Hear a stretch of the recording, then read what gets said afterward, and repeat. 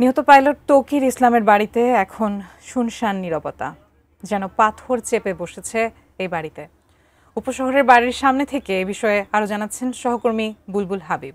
বুলবুল, কি জানাবেন আমাদের? আদ্রিতা, আপনি জানেন যে মর্মান্তিক দুর্ঘটনা ঘটে গেছে, সেই বিমানের পাইলট ছিল আসলে রাজশাহীর সন্তান। তিনি রাজশাহীতে জন্ম, বেড়ে ওঠা, পড়ালেখা সবই তিনি রাজশাহীতে করেছেন। আমার পেছনে যে বাড়িটি রয়েছে সেই বাড়িটিতে আসলে নিহত পাইলট তার তৌকির ইসলাম তার মা, বাবা, বোন নিয়ে বসবাস করতেন। তার স্ত্রী সহ তারা থাকতেন। আসলে যেহেতু তারা ঢাকায় থাকতেন চাকরির সুবাদে, কিন্তু তার বাবা, মা, বোন তারা কিন্তু এখানে থাকতেন। এখনও এই বাড়িতে, আজকেও এই বাড়িতে তার বাবা, মা, বোন, আত্মীয়স্বজনরা রয়েছেন। কিন্তু আসলে বিষাদের ছায়া রয়েছে পুরো বাড়ি জুড়ে, পুরো এলাকা জুড়েই আসলে পুরো বিষাদময়। এবং খুবই পরিবেশটাও খুবই একদম শুনশান, নীরবতা, খুবই দুঃখময় পরিস্থিতি আসলে। আর মানুষজন আসার কথা হচ্ছে যে মানুষজন কিন্তু এই আসছেন, একজন একজন করে আসছেন, তাদের সহমর্মিতা জানাচ্ছেন। কিছুক্ষণ আগেও আমি তিনজন নারীর সাথে কথা বললাম, তারা আসলে বাসা থেকে নেমে বের হয়ে গেলেন। তারা কিন্তু চাঁপানবাবগঞ্জ জেলার শিবগঞ্জ উপজেলা থেকে আসছে এবং তারা কিন্তু অচেনা, কিন্তু তারা শুধুমাত্র তাদের সাথে দেখা করা, তাদেরকে সহমর্মিতা, সহানুভূতি জানানোর জন্যই কিন্তু আসছেন। কারণ এই সারা দেশেই তো আসলে যে দুঃখের বোঝাটা বহন করছে সারা দেশ, সেই পরিবার তারা একজন, সেই অংশটারই অংশীদার হতে আসলে মানুষজন আসছেন। তো আমি কিছুক্ষণ আগে কথা বলছিলাম একজন রিক্সা চালক। আপনার নামটা একটু বলবেন প্লিজ? আমার নাম মোহাম্মদ ফজর আলী। আপনি বলছিলেন যে আপনি সকাল থেকে কি দেখছিলেন এখানে, একটু যদি জানেন। লোকজন আসছিল, ওই লোকজন সব চিনতে পারছে না। আমি ওই ইয়ের থেকে দেখা দিছিলাম, সবাই শেষে দেখছে, বাড়ি খোঁজ খবর নিছে, আত্মীয় স্বজন আসছে, তারা চিনে না, তাদেরকে দেখাই দিছি। এই অবস্থা আর কি।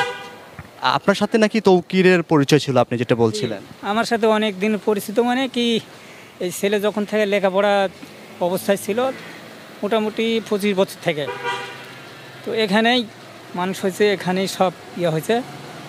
এখনও আমাকে সব গোটা পরিবারে রিক্সাতে যাওয়া আসা করে বা চলাফেরা সব, মানে এক ছেলে এক মেয়ে, গোটা পরিবারে আমার রিক্সাতে চলাফেরা করে। তৌকিরও এসে আপনার রিক্সায় চলাচল করত? ধন্যবাদ আপনাকে। তো আমরা কিন্তু আরও দেখছি যে আরও কয়েকজন তারা কিন্তু আসলে যে বাড়ি খুঁজে খুঁজে আসছেন, আত্মীয়স্বজন। সেটাই যে একজন মানুষ মানে যখন দুঃখে পড়ে, সেখানে যে আরও অন্য মানুষরা সহানুভূতি জানাতে আসে, এটাই আসলে আমাদের যে মানবতা বলি, আমাদের ভ্রাতৃত্ববোধ, সেই জায়গাটা বলি। তো একটু যদি কথা বলি, আপনাদের সাথে কথা বলা যাবে একটু? দেখার জন্য আসছেন না, সেটা একটু বলেন যে, একটু বলেন। এদিকে আমরা একটু ক্যামেরার সামনে কথা বলি। আপনারা মানে কোথা থেকে আসছেন? আপনারা? লক্ষ্মীপুর থেকে আসছি। আসসালামু আলাইকুম। আমাদের বাসা লক্ষ্মীপুর। আমরা কালকে অসুস্থতার কারণে আসতে পারিনি, তো আজকে আসছি দেখার জন্য। বাসায় আমরা কবরস্থানেও গেছিলাম, ওখান থেকে এখন বাসায় আসছি। আপনাদের কে হন আসলে? আসলে আমার মানে ভাইয়ার সাথে স্কুলে পড়ে, আমার ভাইয়ার ফ্রেন্ড।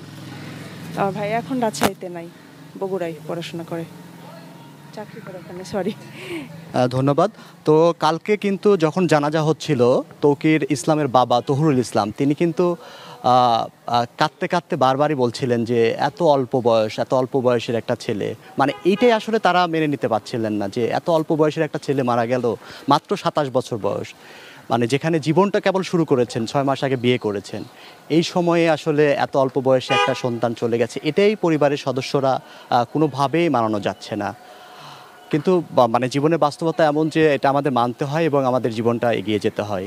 তো যেহেতু আসার কথা এটাই যে মানুষজন আসছেন, তাদের সহানুভূতি, তাদের দুঃখের অংশীদার হচ্ছেন। তো আদ্রিতা, এই ছিল এখান থেকে যে পুরো পরিবেশে যে একটা শুনশান নীরবতা বিরাজ করছে, কিন্তু মানুষজন দেখা করতে আসছেন।